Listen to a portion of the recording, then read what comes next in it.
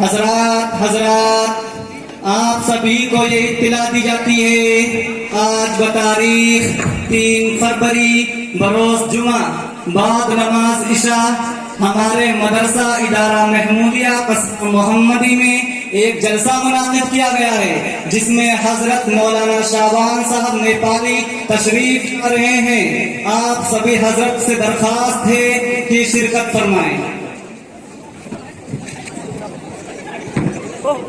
हज़रात गिरामी, निहायत खुशी और मसरत का मकाम है कि हम सब के दरमियान एक बहुत बड़े आलिम दीन तशरीफ फरमा है। अब हम हजरत को बिला किसी ताखीर और तमहीद के दावत देते हैं। हजरत मौलाना शाबान साहब नेपाली दामत बरकातुहुमुल उला कि हजरत आए और अपने रूहानी और ईमानी बयान से हम सब के दिलों को मुस्तफीज व मुजल्ला फरमाए। इस शेर के साथ लेके जामे खिताबत की सरमस्तियां वाणी से अहले सुन्नत चले आई हैं।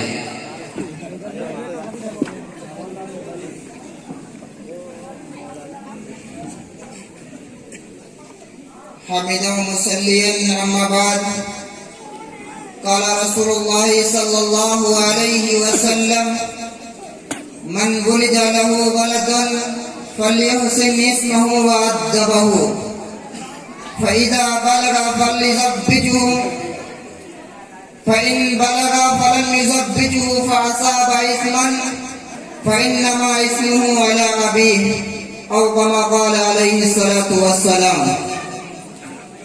हज़रात उलमाए किराम, मुअज़्ज़ज़ सामईन किराम, मैंने आप हजरात के सामने एक छोटी सी हदीस पढ़ी है। इस हदीस में नबी करीम सल्लल्लाहु अलैहि वसल्लम इरशाद फरमाते हैं कि जिस शख्स को अल्लाह तबारक व तआला औलाद दे तो उसको चाहिए कि उसका अच्छा नाम रखे, उसकी अच्छी से अच्छी तरबियत करे और फिर जब वो बालिग हो जाए तो उसका निकाह कर दे। अगर उसने इसमें कोताही बरती और शादी की उम्र हो जाने पर उसके निकाह का बंदोबस्त नहीं किया और फिर वो किस वजह से किसी गुनाह में मुलव्विस हो गया तो इसके जिम्मेदार वालिदैन होंगे। सद अफसोस कि आज हमारे माशरे में इस सिलसिले में बड़ी कोताही हो रही है।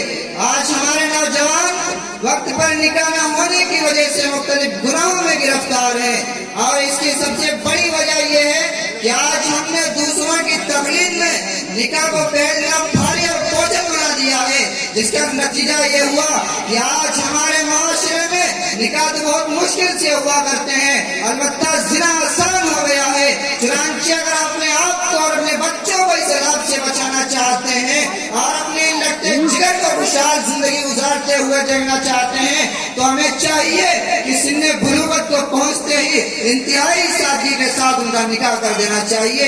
सादगी के साथ इसलिए कि आका नामदार सल्लल्लाहु अलैहि वसल्लम ने फरमाया इन्ना आदमन निकाही बरकतन ऐसा मौनतन, बिला शुबा बरकत वाला निकाह वो है जिसमें कम से कम मशक्कत हो। लिहाजा हमें चाहिए कि आका नामदार सल्लल्लाहु अलैहि वसल्लम के नक्शे कदम पर चलते हुए हम अपने और अपने बच्चों के निकाह इस तरह करें जिस तरह आका नामदार सल्लल्लाहु अलैहि वसल्लम ने खुद अपना निकाह और अपनी बच्चियों के निकाह किए थे।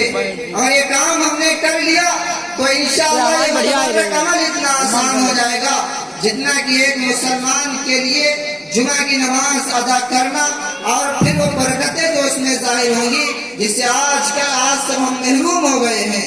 इसी पर अपनी बात खत्म करता हूँ। चलो बेटा, जलसा खत्म हो गया है, ये लो पैसे, जाओ जल्दी से सब्जी ले आओ। चलो बेटा, जलसा खत्म हो गया है, ये लो पैसे, जाओ जल्दी से सब्जी ले आओ। मुझे ये बताइए, क्या आप ही का सबक है या मेरा भी कुछ है? क्या हो बेटा, कोई परेशानी है क्या या नाराज हो मुझसे? हाँ, मेरे हक की बात है ना, अब नहीं समझोगे? क्या मतलब बेटा, मैं कुछ समझा नहीं। साहब की तकरीर में क्या कह रहे थे कि बालिग होते ही अपने बच्चों की शादी कर देनी चाहिए, नहीं? अरे बेटा कहो, कहना क्या चाहते हो? अरे रोज रोज सुबह फजर से पहले बाल्टी लेकर भागता हूं गुस्ल खाने की तरफ। आपको समझना चाहिए ना। अच्छा, तो इसलिए नाराज हो? अरे बेटा, बताना चाहिए ना कि मुझे निकाह की जरूरत महसूस हो रही है। मुझे क्या मालूम तुम्हारी उम्र का तकाजा क्या है? बताओगे तभी तो मालूम होगा। मैं तो समझ रहा था कि चाको चौबंद रहने के लिए नहाते हो। हाँ, इतनी खतरनाक ठंडक है, कोई चाको चौबंद रहने के लिए नहाएगा? ऊपर पर छुआरा। अच्छा, रुको, मेरा एक दोस्त है, उसे भी अपनी बेटी के लिए रिश्ते की जरूरत है। मैं फोन लगाकर उन्हें बुलाता हूँ और अभी बात करता हूँ।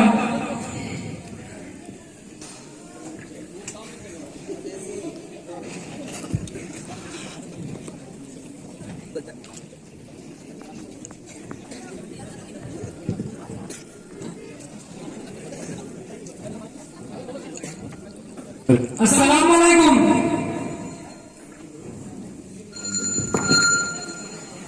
वालेकुम अस्सलाम। खैरियत से हैं? अल्हम्दुलिल्लाह, आप बताइए। अल्हम्दुलिल्लाह, मैं ठीक हूँ। आप हमारे घर थोड़ी देर के लिए तशरीफ ले आओ, आपसे कुछ बात करनी है।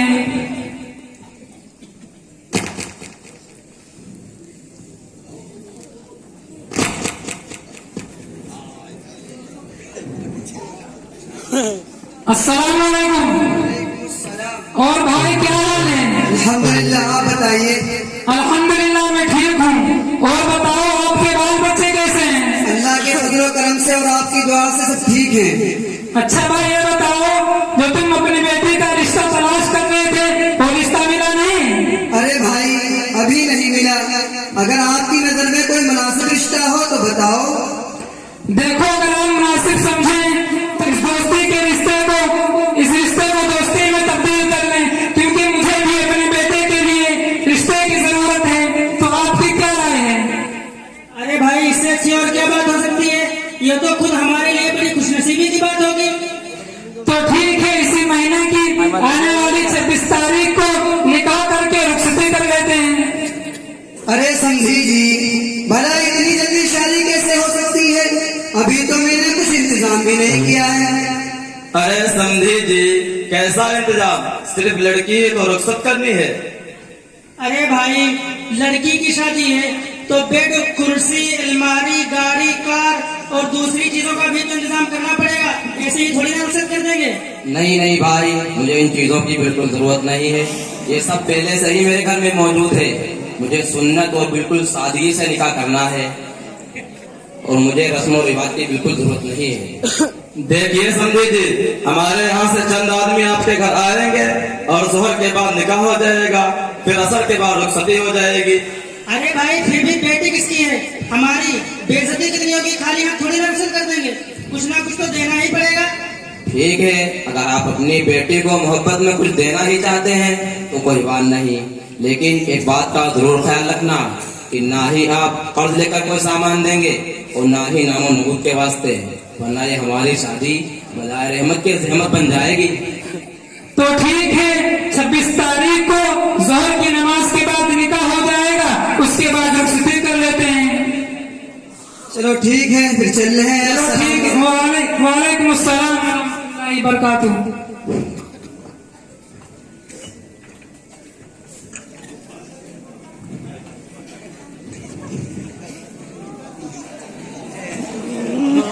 अस्सलाम वालेकुम रहमतुल्लाहि व बरकातुहू। वालेकुम वरहमतुल्लाहि वबरकातुहू। खैरियत से हैं इंजीनियर साहब? अल्हम्दुलिल्लाह। और हाफिज जी, क्या हाल है? अल्लाह का शुक्र है भाई।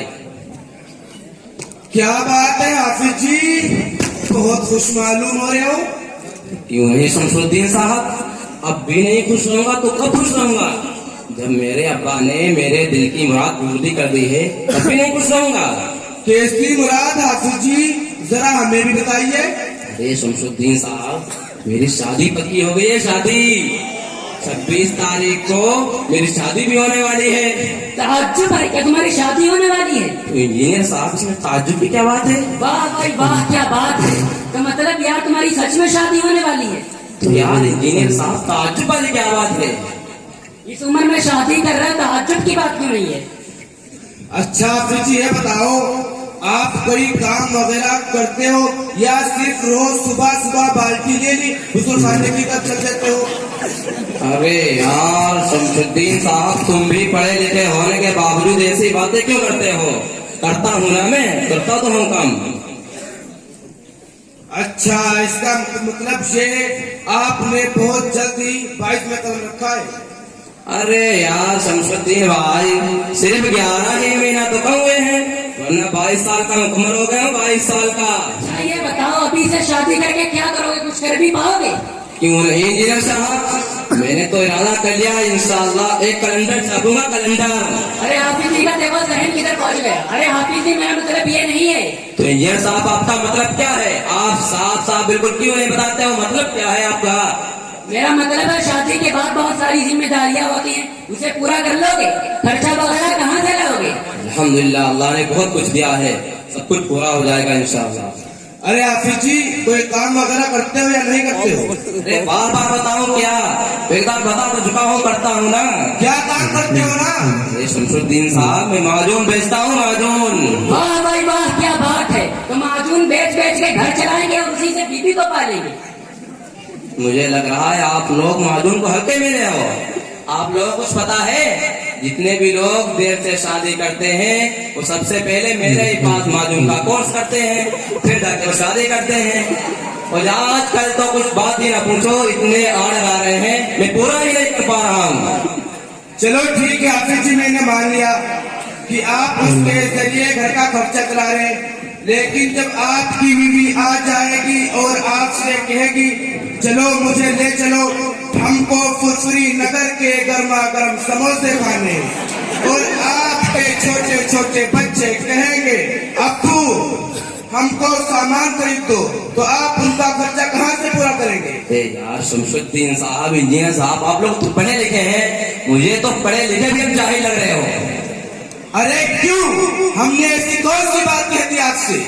अरे शमशुद्दीन साहब, आप यही समझिए कि मेरे घर में 8-9 अफराद का खाना बनता ही है, एक फर्द और बढ़ जाएगा तो क्या फर्क पड़ता है? वैसे भी हदीस में आया है कि बीवी जब घर में आती है तो बरकत लेकर आती है, बरकत। और अगर जरूरियात में कुछ इजाफा होगा तो अल्लाह ताला से कोई जरिया भी बनाएंगे। तो मतलब तुमने ठान लिया है तुम शादी करके ही रहोगे, तुम्हें रुका नहीं जाता है? बिल्कुल इंजीनियर साहब, मैंने तो इस बात का पुख्ता इरादा कर लिया है, मुझे शादी करनी है तो करनी है। इंजीनियर साहब आप भी बताएं, आप कब करोगे शादी? अरे हाफिज जी मैं इतना बड़ा बेवकूफ थोड़ी हूँ इतनी जल्दी शादी कर लूँ। अभी मेरी उम्र ही कितनी है, अभी मुझे 4-5 साल पढ़ाई भी करनी है, पढ़ाई। तो इंजीनियर साहब आप ये बता सकते हैं कि आपकी उम्र हुई कितनी है? अभी तो मेरी उम्र सिर्फ 29 साल है, कोई ज्यादा थोड़ी है। 29 साल? वाह भाई वाह, अभी 4-5 साल पढ़ाई भी करोगे, आपको मालूम है आपकी उम्र कितनी हो जाएगी? ज्यादा से ज्यादा 34 या 35 साल। 35 साल? आप 35 साल का मतलब समझते हैं? आधा बुढ़े हो जाओगे, बुढ़े। आप बेवकूफ है, यही तो असल उम्र है शादी करने की। शमशुद्दीन साहब ये तो वक्त ही बताएगा, मैं बेवकूफ हूँ या बेवकूफ है? अरे हाफिज जी तुम खुद ही सोचो, अगर मैं पढ़ाई छोड़कर अभी से शादी कर लूं तो गरीब लड़कियों के अलावा कौन रिश्ता भेजेगा? और अगर पहले पढ़ाई करके इंजीनियर बन जाऊं उसके बाद शादी करूं तो डॉक्टर, इंजीनियर, IAS, IPS एक से एक लड़कियां रिश्ता भेजेगी। अच्छा इंजीनियर साहब ये बात है ना? जी हाफिज जी, इतने सारे पैसे खर्च किए हैं पढ़ाई में, तो जब किसी डॉक्टर या इंजीनियर या IAS या IPS से शादी करूंगा तभी तो 4 व्हीलर और बुलेट मिलेगी, तब तो कुछ खर्चा बराबर होगा। तो इंजीनियर साहब ये आप बिल्कुल साफ साफ क्यों नहीं ये कहते हो कि मैं इंटरनेशनल फकीर हूँ?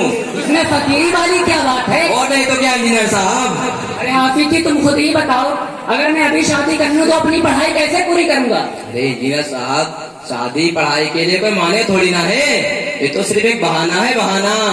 बहुत सारे लोग ऐसे हैं तो शादी के बाद भी पढ़ाई करते रहते हैं। असल में क्या है, मैं सोच रहा हूँ पहले अपने पैरों पर खड़ा हो जाऊं, फिर उसके बाद शादी वगैरह करूँ। अरे इंजीनियर साहब, जब आपके घर के हालात ठीक ठाक हैं तो पैर पे खड़े होने का मतलब ही क्या है? देखो हाफिज जी तुम कुछ भी कहो, जब तक मेरे खुद के हालात ठीक नहीं होंगे मैं शादी नहीं करूंगा, नहीं करूंगा, नहीं करूंगा। अच्छा इंजीनियर साहब, तो आपने इस बात का पुख्ता इरादा कर लिया है, चलो ठीक है, लेकिन एक बात का जरूर ख्याल रखना कि आप अपने हालात ठीक करते करते हालात ना खराब कर लेना। वरना फिर आप भी मेरे ही पास आओगे माजून का कोर्स करने। चलो ठीक है इंजीनियर साहब, मैं चलता हूँ, अभी मुझे शादी की भी तैयारी करनी है। और वकील साहब क्या हाल है? ठीक है, अल्लाह का शुक्र है, सिलसिले में चल रहा है। आप बतलाइए। अपना भी सब बढ़िया है, बस यही जो है शुगर कभी कभी लो हो जाता है। और बताएं आप कहाँ आते हैं इतने दिनों से? बहुत दिनों के बाद हमारे यहाँ तशरीफ ला रहे हैं। वो क्या है ना भाई साहब, आजकल मैं वकील बन गया हूँ तो जरा मसरूफियात रहती है, इसी वजह से आना जाना कम हो पाता है आपके पास। क्या मतलब है बबुआ भैया, तुम कब से वकील बन गए हो? तुम तो इंटर के बाद हाई स्कूल में भी फेल हो गए थे। अरे भाई साहब, वो वाला वकील थोड़ी ना, मैं शादी लगवाने वाला वकील और पढ़ाई वाले वकील में कोई फायदा नहीं। ज्यादा से ज्यादा कितनी तनख्वाह होती होगी? 1 लाख, 2 लाख, 2.5 लाख, और इतना तो मैं 1-2 शादियां लगवा के कमा लेता हूँ। और बिरयानी, पुलाव, फ्राई, रोस्टेड अलग से मिलता है। अरे बबुआ भैया, ऐसे बताओ ना, इसको हमारे यहाँ दलाल कहते हैं, दलाल। अरे यार वो कुछ समझ लो। अरे भैया खां साहब, नाम बदल लिया ताकि बताने में जरा अच्छा लगे। अच्छा, इसका मतलब आप वकील बन गए हैं? ये तो बड़ी अच्छी बात है। अच्छा हुआ आप हमारे यहाँ तशरीफ ले आए।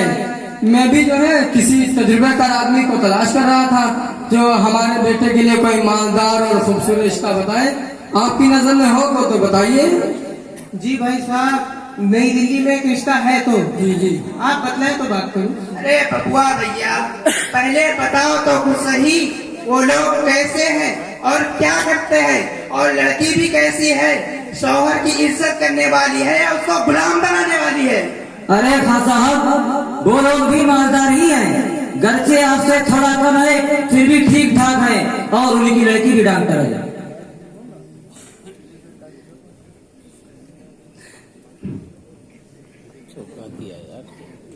अरे पहले कुछ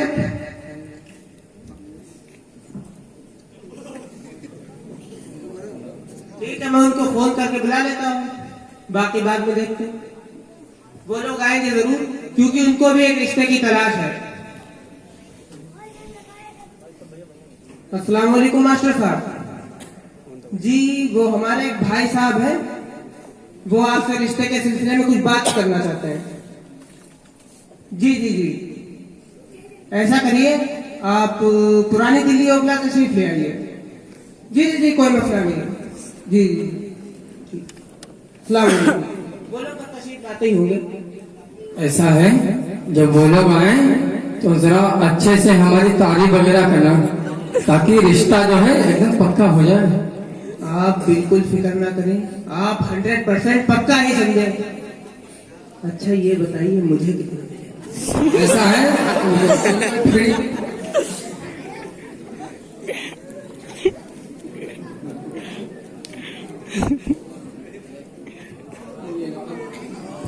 अभी से अपना पेमेंट रख लो, वरना तुम जो है सब गड़बड़ कर दोगे। पूरा 1 लाख है ना? जी चलिए घर पे चल के गिनती मारता हूँ। लो पकड़ो। वालेकुम अस्सलाम व रहमतुल्लाहि व बरकातुहू। आइए मास्टर साहब, और बताइए खैरियत से हैं? अल्हम्दुलिल्लाह, अल्लाह का शुक्र है। आप बताएं भाई साहब, आप कैसे हैं? आपकी दुआ है मास्टर साहब। इनसे मुलाकात हुई तो कहने लगे हमारे जान पहचान के हैं, उन्हें रिश्ते की जरूरत है, तो इन्होंने कहा मुलाकात करवाऊं, तो मैंने कहा जी बिल्कुल करवाइए। जी भाई साहब, वकील साहब मुझसे सब फोन पर बता रहे थे।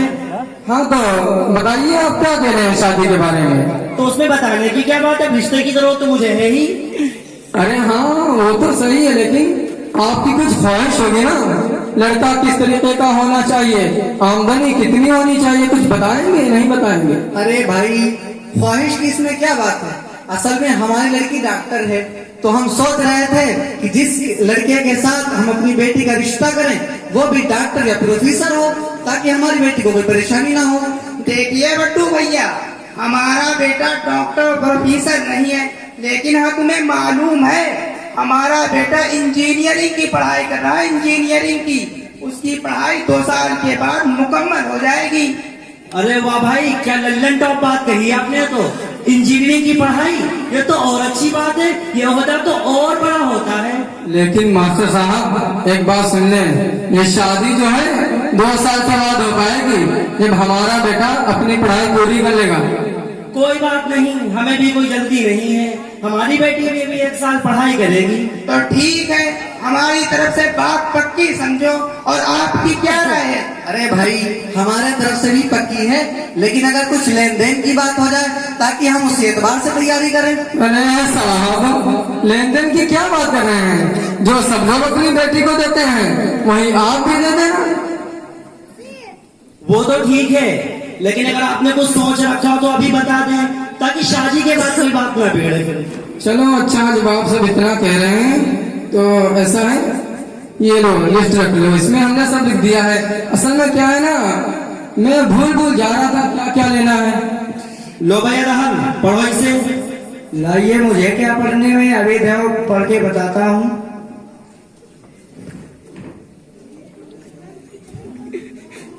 इसमें ये लिखा हुआ है bed, fridge, washing machine, AC, heater, cooler, geyser, bullet, Fortuner, inverter और एक जनरेटर।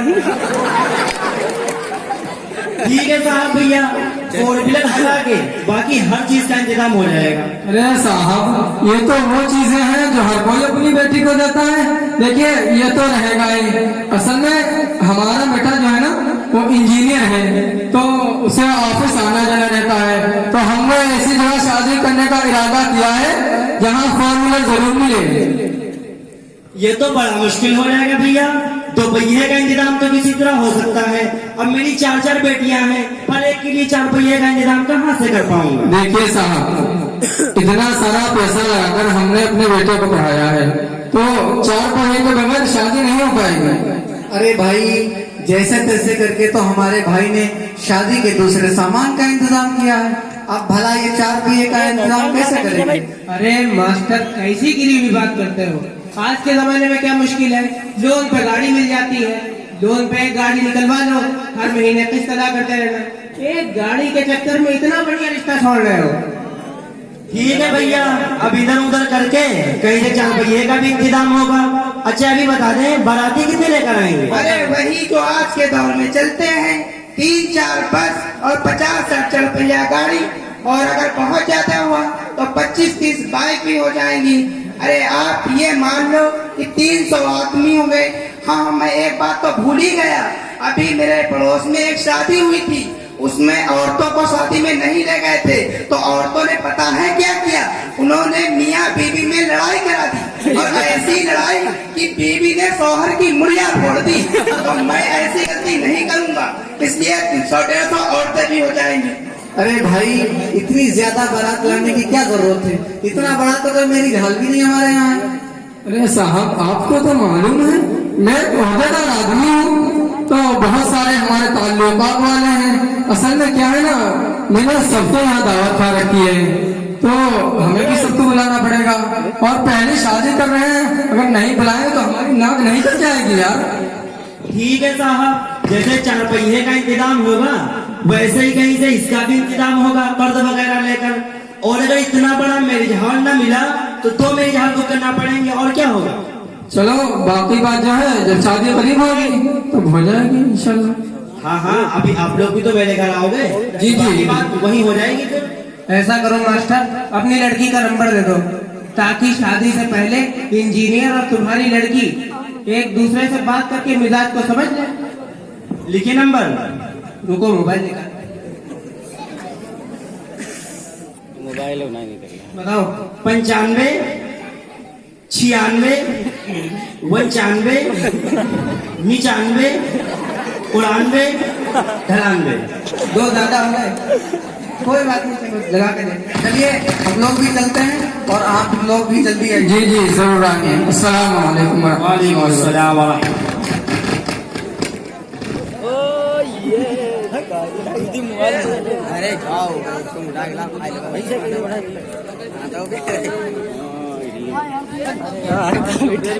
बड़ा ऊपर है जैसे हैं खैरियत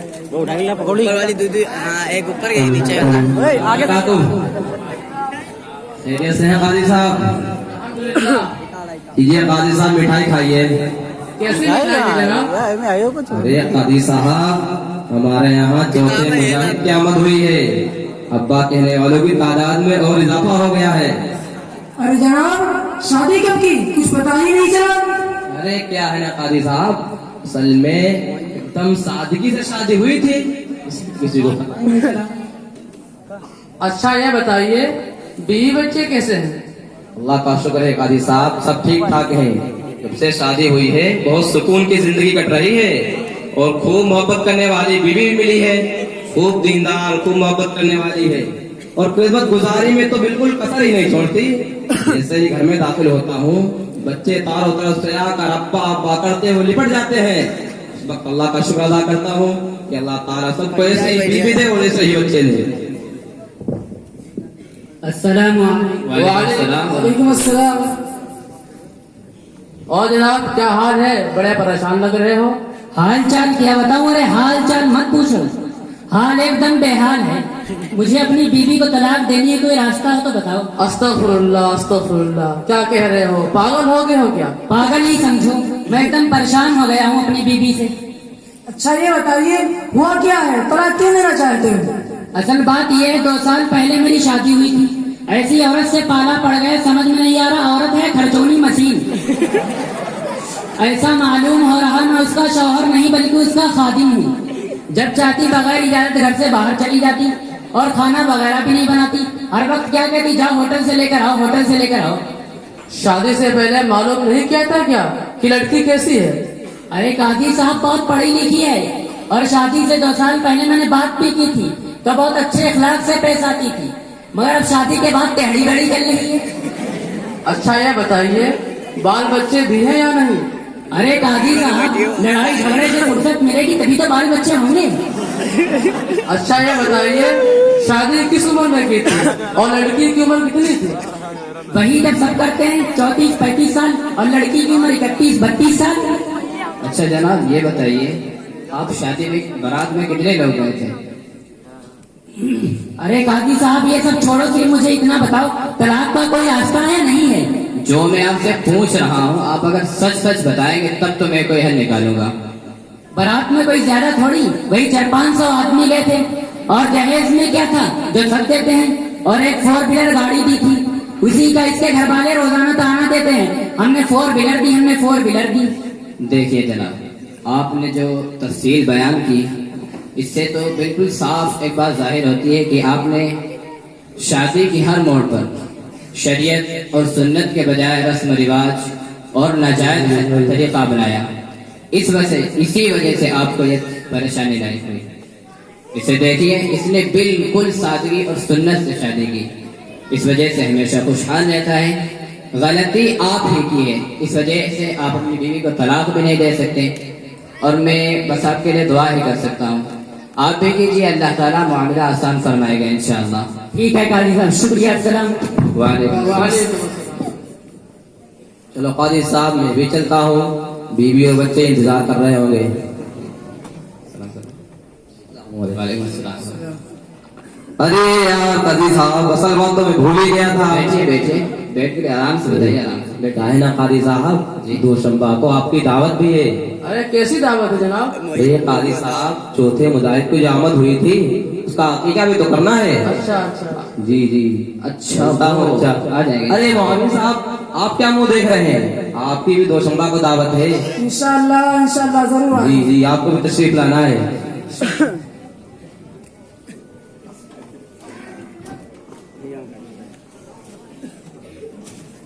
दिखाई दिया